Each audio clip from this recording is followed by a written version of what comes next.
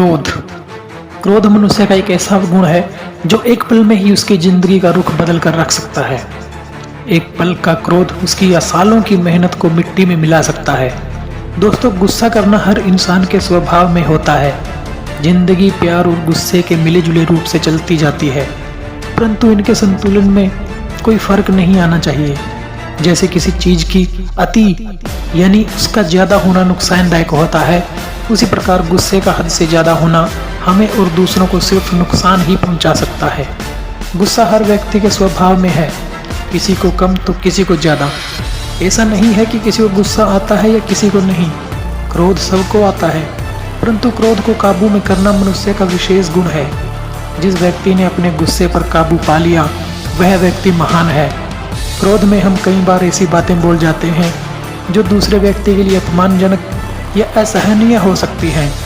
इसलिए गुस्से में व्यक्ति को अपनी जुबान पर कंट्रोल रखना महत्वपूर्ण होता है।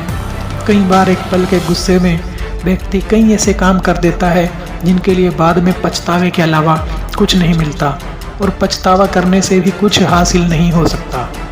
महान व्यक्तियों ने गुस्से को काबू करने के लिए, क्रोध को कम करने के लिए अनेक उपाय बताए हैं जिनका हर व्यक्ति को अनुकरण करना चाहिए।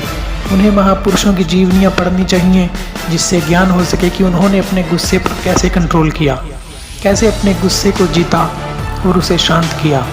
सिर्फ यह एक अवगुण पूरी जिंदगी के रस को जहर बना देता है।